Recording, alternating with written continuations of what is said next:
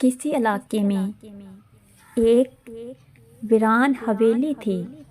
اس حویلی میں کئی سالوں سے کوئی نہیں رہتا تھا اور وہ ویران پڑی ہوئی تھی، اور اس حویلی کے باہر ایک پیپل کا درخت تھا۔ اس درخت پہ ایک جھولا تھا اور وہ جھولا رات کو خود ہی جھولتا رہتا اور ادھر سے کئی طرح کی آوازیں آتی تھی۔ تو ایک دن اس حویلی کے پاس سے ایک گاڑی گزر رہی تھی۔ گاڑی چلتے چلتے اچانک رک گئی۔ گاڑی میں میاں بیوی اور ان کی ایک بیٹی تھی۔ ان کی بیٹی بولی، بابا مجھے بہت ڈر لگ رہا ہے، گاڑی کیوں آ کر رک گئی؟ ادھر آس پاس تو کوئی ہے بھی نہیں۔ اس کے باپ نے گاڑی چلانے کی بہت کوشش کی پر گاڑی نہیں چلی۔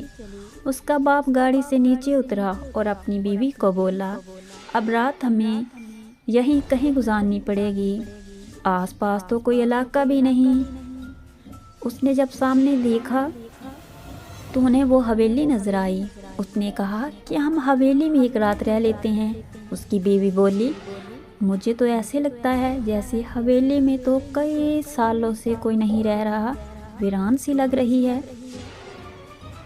اس کا شوہر بولا، نہیں کوئی تو ہوگا، ہم دروازہ کھٹکھٹاتے ہیں، اگر کوئی ہوا تو ہم یہاں پہ رات گزار لیں گے۔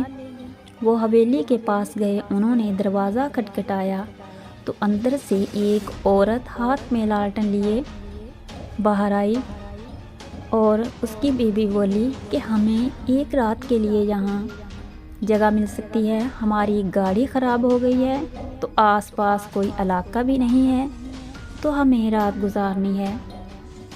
تو اس عورت نے کہا، حویلی میں جگہ تو ہے لیکن اس حویلی میں کئی سالوں سے کوئی نہیں رہتا، ویران پڑی ہے اور سامان بھی ادھر ادھر بکھرا پڑا ہے۔ اس کی بیوی بولی، کوئی بات نہیں، ہم نے رات گزارنی ہے، بس آپ ہمیں جگہ دے دیں۔ عورت نے کہا، ٹھیک ہے اندر آ جاؤ، اور اس نے ایک حال میں ان کو کہا کہ آپ لوگ ادھر اپنی رات گزار لیں، اور اس نے وہ لالٹن ان کے پاس رکھ کے وہ عورت چلی گئی۔ اب شوہر کی بیوی بولی کہ یہ عورت مجھے عجیب سی لگی۔ شوہر نے کہا، کوئی بات نہیں، ہمیں رات ٹھہرنے کے لیے اس نے جگہ جو دے دی ہے۔ اب اس کی بیوی بولی، اپنی بیٹی کو بولا کہ تم صوفے پہ سو جاؤ، اور ایک صوفے پہ اپنے شوہر کو کہا کہ تم سو جاؤ، میں نیچے سو جاتی ہوں۔ جب آدھی رات کو اس عورت کی آنکھ کھلی تو اس نے دیکھا اس کی بیٹی اپنے صوفے پہ نہیں تھی۔ اس نے اپنے شوہر کو اٹھایا کہ بیٹی تو یہاں نہیں ہے۔ شوہر نے کہا، ہوگی ادھر ادھر دیکھ لیتے ہیں۔ انہوں نے پوری حویلی دیکھی لیکن کہیں انہیں اپنی بیٹی نظر نہیں آئی، اور وہ عورت رونے لگی۔ جب روتے روتے حویلی کے باہر آئے تو دیکھا کہ ان کی بیٹی وہیں پیپل کے درخت پہ جو جھولا تھا وہاں پہ جھولے لے رہی تھی۔ انہوں نے اپنی بیٹی کو آواز دی، وہاں کیوں بیٹھی ہو؟ اس نے کہا، ابو مجھے وہ عورت یہاں لے آئی اور مجھے جھولے پہ بٹھا دیا، میں جھولے لے رہی ہوں۔ وہ جیسے ہی اپنی بیٹی کے قریب گئے، بیٹی اڑنا شروع ہو گئی اور وہ ڈر گئے۔ انہوں نے کہا، بیٹی تم اڑ کیوں رہی ہو؟ اور ان کی بیٹی پھر ان کے قریب آئی، اور جب ان کے قریب آئی تو وہ پھر اڑ گئی اڑتے ہوئے، اور ماں باپ اس کے پیچھے جا رہے تھے، انہیں پکڑ رہے تھے، اور وہ اڑتے اڑتے پیپل کے درخت کی طرف گئی اور درخت نے اس کو نگل لیا۔ اب اس کے ماں باپ رونے لگے، اور جب دیکھا کہ ان کی بیٹی پھر ان کے پاس آ کر کھڑی ہو گئی ہے تو انہوں نے اپنی بیٹی کو ساتھ لے جانا چاہا۔ جیسے ہی انہوں نے اپنی بیٹی کو ساتھ لے جانا چاہا تو بیٹی نے ڈائن کا روپ دھار لیا۔ اب وہ ڈائن بن گئی تو وہ بھاگنے لگے، تو ڈائن نے کہا، اب تم کہاں بھاگ کر جاؤ گے؟ اس حویلی میں تو کوئی نہیں رہتا۔ اور وہ بھاگتے بھاگتے حویلی کے اندر آ گئے، اور وہ ڈائن بھی ان کے پیچھے پیچھے آ گئی۔ ڈائن 1 سے 2، 2 سے 3، 3 سے 4، کافی ساری وہاں پہ ڈائنیں بن گئیں، اور وہ ڈر گئے۔ اب میاں بیوی کو بہت ڈر لگ رہا تھا۔ ڈائن نے کہا، اب میں تم کو نہیں چھوڑوں گی۔ تو اس کی بیوی ڈرنے لگ گئی۔ اب اس کے شوہر نے اس ڈائن کے بال پکڑ لیے اور ڈائن نے کہا میرے بال چھوڑو،